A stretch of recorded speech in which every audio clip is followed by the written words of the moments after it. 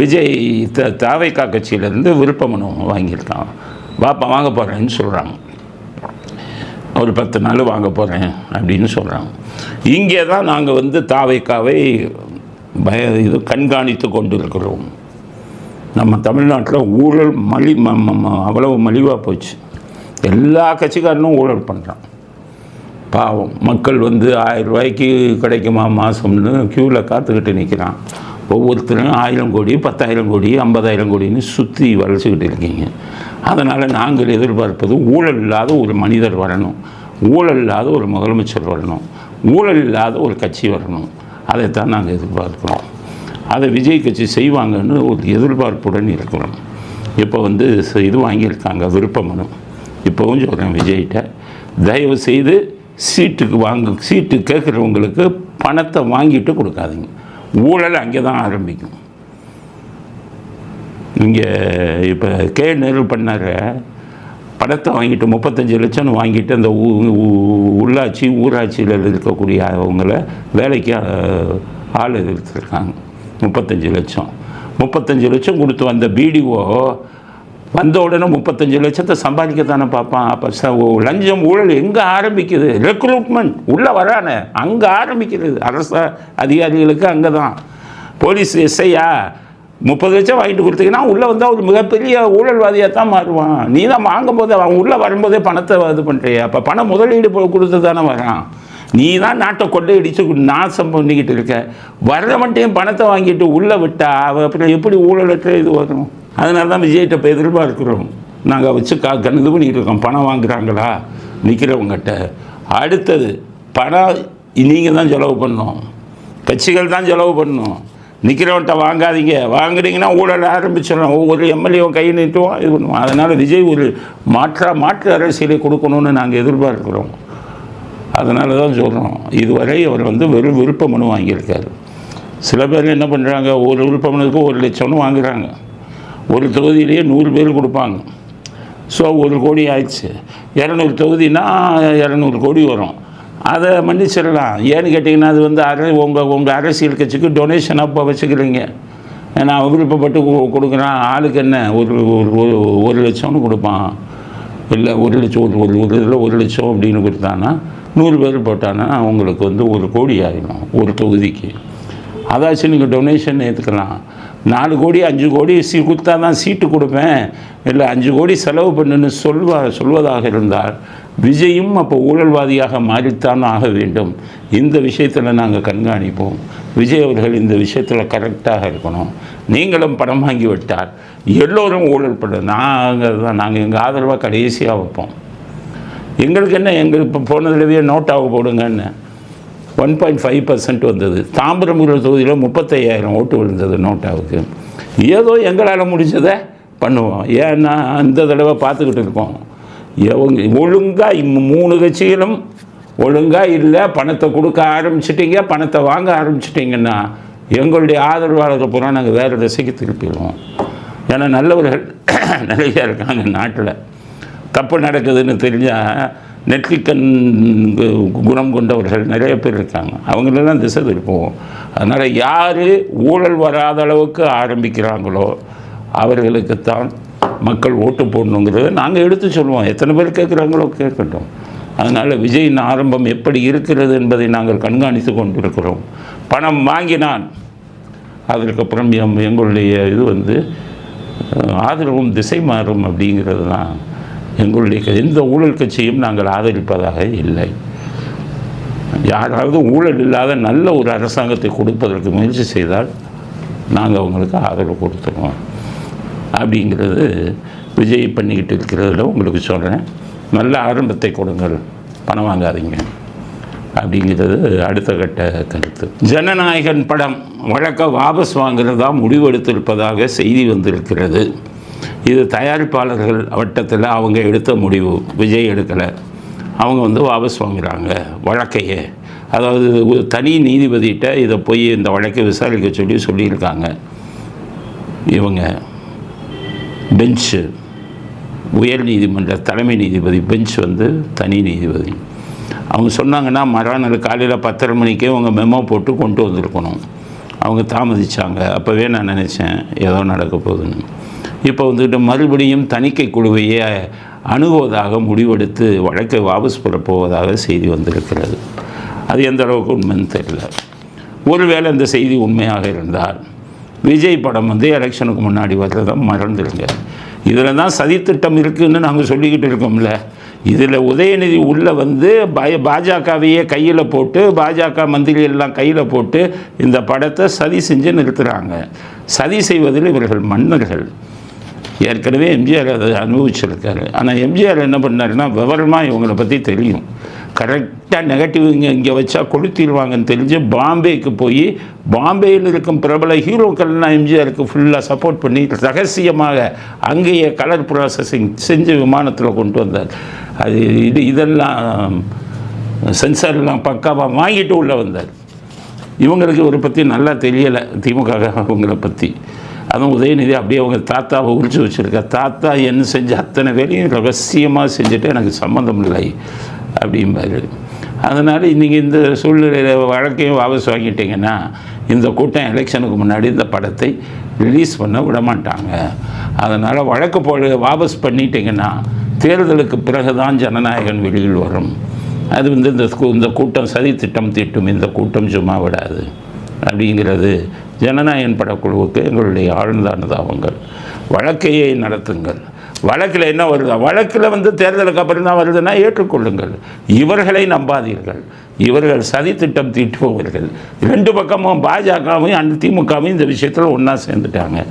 என்றைக்கு வந்து பராசக்தி இதை கூட்டிகிட்டு போய் மோடிட்டு அறிமுகப்படுத்துனீங்களோ அன்றைக்கி உங்கள் மேலே இருந்த இது போயிடுச்சு.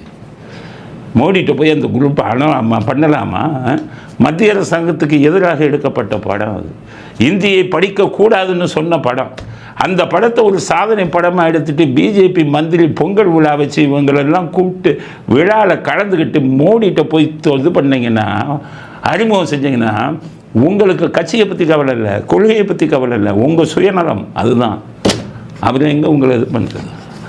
அதனால் ஜனநாயகன் குழு வந்து இவங்க வந்து படக்குழு வழக்கை வாபஸ் விதித்து விட்ட அவர்களை கடவுள் தான் காப்பாற்ற வேண்டும் அப்படிங்கிறது அடுத்த கட்ட கருத்து. அடுத்தது ஸ்டாலின்கிட்ட கேட்குறாங்க, புதியவர்கள் வருகையை பற்றி என்ன நினைக்கிறீர்கள்? விஜயை பற்றி கேட்குறாங்க.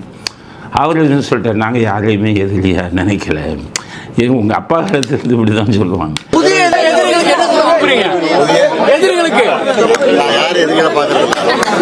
உங்கள் அப்பா வந்து எம்ஜிஆர் எதிரியாக நினைச்சார். ஆனால் வந்து அவர் மிகவும் நெருங்கிய நண்பர் போல் அப்படியே சிரித்து பேசுவார், வேட்டு வச்சார். உங்கள் அப்பா எம்ஜிஆர் எதிரியாக நினைக்கவில்லையா? எதிரியாக நினைக்காவிட்டால் உழவு சுற்றும் மாலிவனுக்கு அவர் ஏன் அவ்வளோ குடைச்சல் கொடுத்தாரு? நீங்கள் வந்து விஜய் புதியவர்களை எதிரியாக நினைக்கிறீங்களே, விஜயை நீங்கள் எதிரியாக நினைக்கலைன்னா கரூர் கூட்டத்திலேயே 1000 பேரை உள்ள விட்டீங்க திமுககாரவங்கள. அவருக்கு என்ன குடைச்சல் கொடுத்தீங்க?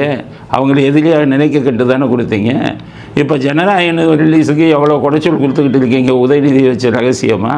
ஆனால் வெளியில் பேசும்போது யாரையும் நாங்கள் எதிரியாக நினைப்பதில்லை. நீங்கள் உங்கள் கதைகளெல்லாம் சொன்னால் ஒவ்வொருத்தரையும் எத்தனை பேர் எதிரிகள்லாம் என்ன ஆனாங்க, அதெல்லாம் கதை பெரிய கதை. அதனால் ஸ்டாலின் அவர்கள் சொன்னதை ஏற்றுக்கொள்ள முடியாது. எதிரிகளை துவம்சம் செய்வதில் வல்லவர்கள், எதிரிகளை ஆளே இல்லாமல் பண்ணுவதில் கைதேர்ந்தவர்கள் திராவிட முன்னேற்ற கழகத்தைச் சேர்ந்தவர்கள் அப்படிங்கிறத அவருக்கு இதுவாக சொல்ல ரொம்ப பதிலாக. இதுக்கடையில் அன்றைக்கி விஜய் டான்ஸ் ஆடினார். விஜய் டான்ஸ் ஆடும்போது பார்த்திங்கன்னா பக்கத்தில் ஒருத்தர் பாட்டு பாடினார். அது மருதமலை மாமணியே முருகையான்னு பாட்டு. அதை வந்து டியூன் மாற்றி ஒரு பாட்டு போட்டாங்க, விஜய் ஆதரிச்சு பண்ணுற மாதிரி. அதுக்கு விஜய் டான்ஸ் ஆடினார். ஒரு ஆர்எஸ்எஸில் ஒரு ஆள் போய் முருகர் பாட்டை அவமானப்படுத்தி விட்டாருன்னு கேசப்பட்டோம். இது என்னது? அதுவும் சினிமா பாட்டு ஏதோ வந்துக்கிட்டு டியூனை மட்டும் எடுத்துக்கிட்டு லிரிக் அவங்க மாற்றுறாங்க. அப்படி பார்த்திங்கன்னா கள்ளக்குடி கொண்ட கருணாநிதி வாழ்கவேன்னு இருந்ததை அந்த பாட்டை என்ன பாட்டு பாடினீங்க நீங்கள்? கள்ளத்தனம் செய்யும் கருணாநிதி அப்படின்னுலாம் சொன்னீங்கல்ல. என்னென்ன மோசமான வார்த்தைகள்லாம் நீங்கள் போட்டிங்களா இல்லையா? அப்போ உங்கள் மேலே ஏதாச்சும் வழக்கு போட்டாங்களா? பிஜேபிக்கும் கேட்குறேன், எல்லாத்துக்கும் தான் கேட்குறேன். போட்டது பெருசாக ஐடி டீம்லேருந்து பிஜேபி தான் பரப்புனாங்க. நீங்கள் மட்டும் இன்னொருத்தரை பற்றி மோசமாக பண்ணுவீங்க. ஆனால் அந்த பாட்டில் யாரையும் மோசமாக பண்ணலை. அந்த பாட்டு ராகத்தில் வேறு எதை போட்டிருக்காங்க. அதுக்கு ஒரு வழக்கு போட்டிங்கன்னா அவங்களுக்கு ஒரு நியாயம், உங்களுக்கு ஒரு நியாயம்னு ஏற்றுக்கொள்ள முடியாது. பிஜேபி ஐடி டீம் எவ்வளவு இதை பரப்பியிருக்கீங்க. அதெல்லாம் இப்போ பார்த்தீங்கன்னா விஜய் ஐடி டீம்லேயே வந்து கருணாநிதி டான்ஸ் ஆடுற மாதிரி, உதயநிதி டான்ஸ் ஆடுற மாதிரி ரொம்ப மோசமானதெல்லாம் வருது. இது வந்து கேலியும் கிண்டலும் வந்து இதாக அரசியலில் சகஜமாகி போய்விட்டது. முன்னாடியெல்லாம் அப்படி இல்லை, கேலி கிண்டல்லாம் பண்ண மாட்டாங்க. நாகரிகமான அரசியல் இன்றைக்கி டிஜிட்டல். அதனால் எல்லோரும் ஒருத்தர் இதாக படுத்திக்கிட்டு இருக்காங்க. அதில் போயிட்டு இந்த பாட்டை பாடிட்டான்னு ஒரு வழக்கு போட்டிங்கன்னா, ஒரு புகார் கொடுத்தீங்கன்னா அது ஏற்றுக்கொள்ள முடியுமா அப்படிங்கிறது ஏற்றுக்கொள்ள முடியாத விஷயங்கிறது நம்முடைய கருத்து. தனிப்பெரும்பான்மையுடன் திமுக வெற்றி பெறுங்கிறார் வைகோ. என்னாச்சு? 200 நீங்களே உங்கள் தலைவர் 200 சீட்டுகளில் வெற்றி பெறும்னாரு. உங்கள் சேகர்பாபு 200 சீட்டுங்கிறாரு. நீங்கள் தனிப்பெரும்பான்மையுடனா 118 வாங்குவாங்கிறீங்களே, ஏன் அவ்வளோ இறங்கி வந்துருச்சு இது? 118 இப்போ இருக்கிறது 126, 118, 133ன்னு சொல்லுவாங்க. அது இவங்க சின்னத்தில் நின்றவங்க. திமுக இருந்தது 126, 118 இருக்குது. ஆனால் 200 சீட்டில் இருந்து இப்போ படிப்பெரும்பான்மையுடன் இப்போ அதில் வேடிக்கை என்ன சொல்லிட்டாரு? ஆட்சியில் நாங்கள் பங்கு கேட்க மாட்டோம். உங்களுக்கு யார் இப்போ ஆட்சியில் பங்கு கொடுப்பா? காங்கிரஸ் கேட்குறான்னா 30 சீட்டோ 36 சீட்டு கேட்குறான், ஆட்சியில் பங்கு கேட்பான். உங்களுக்கு கொடுக்குறதே 4 சீட்டு 5 சீட்டு, அதில் நீங்கள் ஜெயிக்க போகிறது 1 or 2. அதுக்கு வச்சுக்கிட்டு ஆட்சியில் பங்கு கேட்க மாட்டோம்னா ஜோக் வச்சிங்கன்னா அவர் என்ன சொல்கிறாரு? ராசா 2027 ஆட்சிக்கு வந்து போயிடும்ங்கிறார். 2026 திமுக வெற்றி பெற்றால் மத்தியில் 2027 ஆட்சிக்கு வந்துடுமா? அப்துல் காதருக்கு அமாவாசைக்கு முடிச்சு போகிறேன். இவங்க இங்கே ஜெயிச்சா அங்கே ஆட்சிக்கு வந்துடுமா? இந்த தேர்தலில் மீண்டும் வெற்றி பெற்று நம்முடைய தலைவர் முதலமைச்சராக ஆகிவிட்டால் வெளியே வைத்துக் கொள்ளுங்கள். 2026 இது. 2027க்கு முன்பாக டெல்லியில் தேர்தல் இல்லாமல் ஒரு ஆட்சி மாற்றம் நடக்கும். சந்திரபாபு நினைச்சாருன்னா ஆட்சிக்கு அவர் தான், நிதிஷ்குமார் நினைச்சா ஆட்சிக்கு அவர் தான். அவங்க தான் ஆதரவு கொடுத்துக்கிட்டு இருக்காங்க. நீங்கள் எதிர்பார்க்கீங்களே, நீங்கள் இங்கே ஜெயிச்சு அங்கே ஆட்சி, அது எம்எல்ஏ சீட்டு இங்கே ஜெயிச்சு அங்கே எப்படி ஆட்சிக்கு வரும்? அதனால் அவருக்கு நீங்கள் 2027க்குள்ளே 2G முடிவு வந்துடும். அப்போ நீங்கள் எங்கே இருக்க போகிறீங்க? வெளியில் இருக்க போகிறீங்களா, உள்ளே இருக்க போகிறீங்களாங்கிறதே கேள்விக்குறி. இதில் வந்துக்கிட்டு மத்திய பாஜக ஆட்சி கவிழ்ந்து விடும்னா என்ன வேடிக்கையாக இல்லையா அப்படிங்கிறது அடுத்த கட்ட கருத்து. அடுத்து கார்த்திகை தீபம் இது ஏற்றணுன்னாரு. தீபம் 144 தடை உத்தரவு போட்டார் கலெக்டரு. கண்டெம்ட் ஆஃப் கோர்ட் அவமதிப்புன்னு போட்டாங்க. கலெக்டர் வந்து நிபந்தனையற்ற மன்னிப்பு கேட்குறேன்ட்டு. சாமிநாதன் அந்த ஒரு நீதியரசர் சாமிநாதன் கேட்குறாரு, இவரை மன்னிக்கலாமா? நாங்கள் சொல்கிறோம் மன்னிக்கக்கூடாது. அவர் எப்போ மன்னிக்கலாம்னா 144 தடை உத்தரவு போட சொன்ன பெரும்புள்ளி யார்? அரசியல்வாதி யார்? சேகர்பாபுவா ஸ்டாலினா? அதை அவரை சொல்லுங்க. சொல்லிவிட்டு யார் சொன்னாங்களோ அவங்க மேலே இதை கொண்டு வாங்க, கோர்ட் அவமதிப்பு வழக்கம் அவங்க மேலே கொண்டு வாங்க. அவங்க தானே பின்னாடி இருந்து தூண்டி விடுறது, அதிகாரிகள் தானே பலிகடாகிறாங்க. அதோடு அவர் என்ன கேட்குறாரு? நீதி செய்யோ இதில் வந்து கார்த்திகை தீபத்துக்கு வந்து இதை ஏற்ற சொன்னேன், தீபம். அது முருகருடைய இடம். இதை தர்காவை அமைப்பை சேர்ந்தவங்க எதுக்குறாங்க, அப்பீல் பண்ணுறாங்கன்னா ரைட்டு.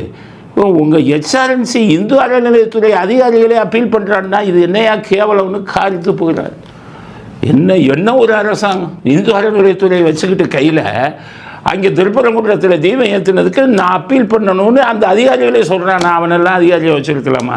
அடித்து வரட்ட வேணாமா? முதல்ல எங்கள் சேம் சைடு கொள்ள வச்சுக்கிட்டு இருக்காங்க. அதனால் இதில் மன்னிப்பு என்பதற்கு இடமில்லை. சொன்னது யார்? அவங்கள கொண்டு வாங்க. 144 சேகர்பாபுவா ஸ்டாலினா இவங்களெல்லாம் இது பண்ணுங்க. சரி, இவங்களுக்கு ரைட்டு. இது வந்து கோர்ட் அவமதிப்பு. இவங்களுக்கு இந்த புத்தகம் வெளியிட்டவங்களுக்கெல்லாம் என்ன அவமதிப்பு? ஆளை கொண்டு வாங்க. அவரை கெட்ட வார்த்தையிலெல்லாம் அசிங்கமாக பேசினார்ல, நாங்கள்லாம் கெட்ட வார்த்தையாக பேசினோம். நீதியரசர் அவரை வந்து இது பண்ணி சொன்னோம், நீதியரசர்னு சொன்னோம். சட்டத்தின் விஷயத்தை தான் பேசணும். எங்களுக்கே வந்து கேஸு. அவரை நீதியரசர் இவரை வந்து சுவாமிநாதன் அவர்களை படுகட்ட வார்த்தையில் திட்டிக்கிட்டு இருந்தானே, அவங்கெல்லாம் என்ன கேஸ்? வழக்கு போட்டேன்னு சொல்கிறாங்க, நம்பாதீங்க. கோர்ட்டில் எஃப்ஐஆரை கேளுங்க. அவங்கள ரிமாண்ட் பண்ணாங்களான்னு கேளுங்க. இதுக்கு மட்டும் 41A நோட்டீஸ் கொடுப்பான் போலீஸ்காரன். மேலிடத்துலேருந்து சொல்லிட்டா சாதாரண உங்கள் இதுக்கே அரெஸ்ட் பண்ணுவான் மற்றவங்கள. இதுக்குன்னா ஸ்டாலின் சொல்லிட்டா சாதாரண 4180 எத்தனை பேரை கைது பண்ணாங்கன்னு கேளுங்க நீதியரசர். இதுக்கு உங்களை பற்றி திட்டினதுக்கு எத்தனை எஃப்ஐஆர், எத்தனை பேரை கைது பண்ணாங்க கேளுங்க. அதுக்கப்புறம் உங்களை பதவி நீக்கம்னு சொல்லி கையெழுத்து போட்டாங்கல்ல தமிழ்நாட்டில், எத்தனை எம்பி கையெழுத்து போட்டாங்க, அத்தனை பேரும் கொண்டு வாங்க கோர்ட் அவமதிப்பு வழக்கில். அப்போ தான் அது சரியாக வரும். வெறும் இதை மதுரை கலெக்டர் மட்டும் நம்ம இது கட்டிட்டு மன்னிப்பு கேட்டால் பாவம் அவர் என்ன பண்ணுவார்? மதுரை கலெக்டர் அவர் தூண்டி விட்டது யார்? இப்படி செய்யன்னு சொன்னது யார்? அவர்கள் தான் தண்டிக்கப்பட வேண்டும் என்பதை நீதித்துறைக்கு நாங்கள் கோரிக்கையாக வைக்க விரும்புகிறோம்.